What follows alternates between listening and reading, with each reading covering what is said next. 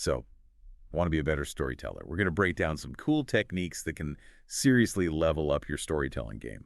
Yeah, and the really neat thing is that these techniques actually kind of play into how our brains are wired for stories, you know?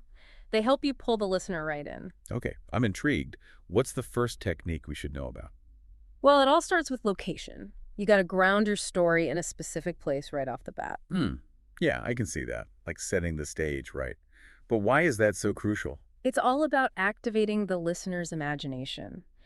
By mentioning a place, whether it's a couch in a living room or a conference room, you give them just enough detail to create their own mental picture. Ah, so they're not just passively listening, they're actually building the scene in their heads. Exactly. And you don't need to go crazy with the description, just enough to get those creative juices flowing. That's a good point. It's like a starting point, and they can fill in the rest with their own experiences. Cool. So, what comes next after we've set the scene? Action. Once you've got the location down, you got to jump right into what's happening. Use those strong, powerful verbs to make it feel immediate and exciting. So, instead of saying, I was at the airport stressed because my flight was delayed, I might say, I paced back and forth, constantly checking that departure board. Boom! Nailed it. You've just taken passive language and turned it into something dynamic. I like it. It shows you value their time, getting right to the point. Yeah. Okay, so location and action, check and check. What's the next ingredient for a great story? This is where we go deeper. We got to reveal what's going on inside the character's head, their thoughts. It's all about being raw and unfiltered. That's what makes a story relatable. So instead of just saying, I was excited, we want to give the listener a peek into what the character's actually thinking, right? Right. Instead of, I was excited to meet my crush, you could say, I thought, man, this is going to be so awesome. Finally, I get to see her after all this time. Oh, I see, I see. It's like we're right there in their head. Way more authentic than just a flat statement of how they felt. Exactly. And speaking of feelings, that's our next technique. But here's the thing. It's not enough to just say how you feel. You got to show it. Interesting.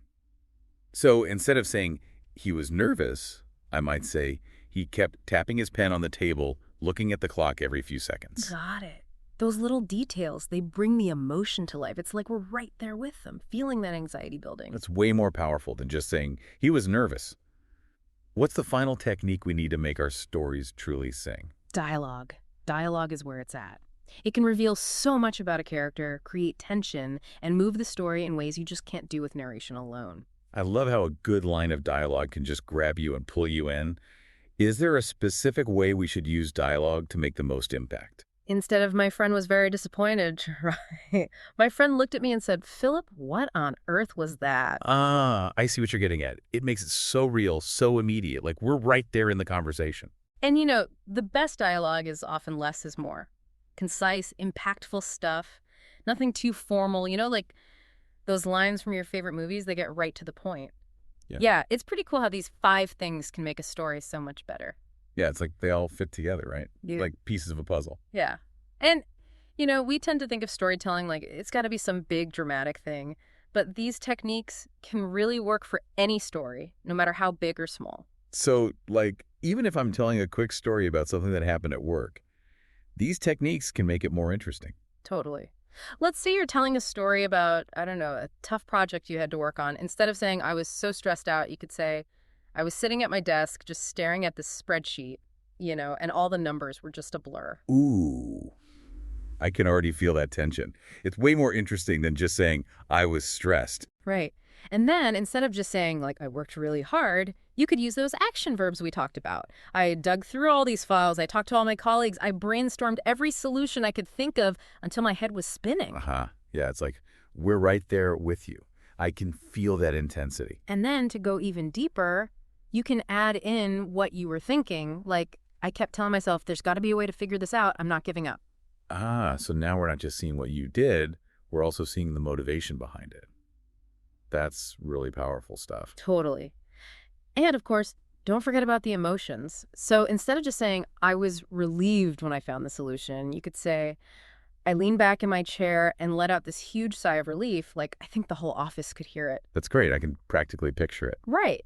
And to add even more to that, you could even throw in a bit of dialogue. Maybe your boss walks by and says something like, hey, I knew you could do it. Just a little exchange like that can make the story feel even more real. Wow, so we've gone from this kind of boring statement, I was stressed, to this little captivating story. Pretty cool. Exactly. And, the more you practice these techniques, the more natural they'll become. It's like they'll start to show up in all your communication, not just when you're telling a formal story. So it's not just about telling better stories, it's about being a better communicator, period. That's it.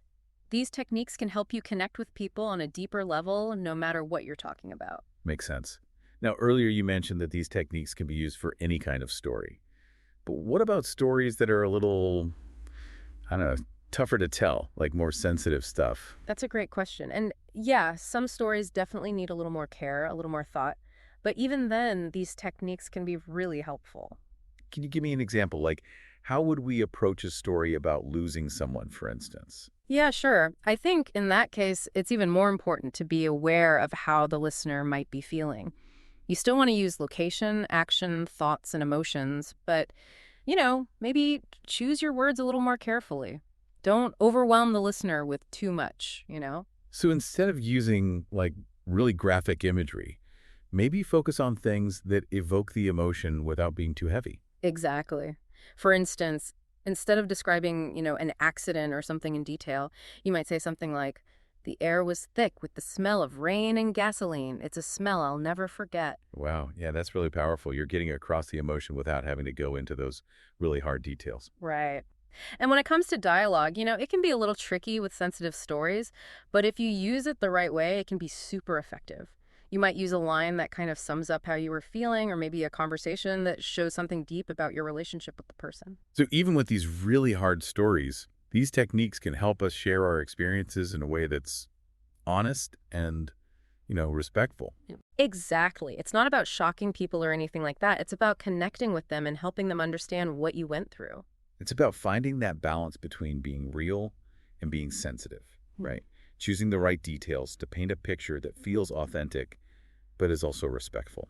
I love that. It really is like painting a picture. This has been so helpful. Yeah. I'm starting to see how these techniques can help us tell all sorts of stories, from lighthearted stuff to really deep stuff, and really connect with our audience. That's the amazing thing about storytelling. It helps us bridge that gap between our inner world and the outside world and create a space for understanding and connection. As we're talking about this, it makes me think about the structure of a story. We've talked about all the different elements, but how do we put them all together in a way that flows and keeps people engaged? Oh, yeah, for sure. Structure is super important. It's like the backbone of a good story. Hmm. So it's like we need that strong foundation before we start adding in all the cool details. Yeah, exactly. And there's this really common and effective structure called the narrative arc. Have you heard of that? Yeah, the narrative arc. I've heard the term, but I'm not really sure what it means. Okay, well, think of it like a journey, right? With a clear beginning, middle, and end.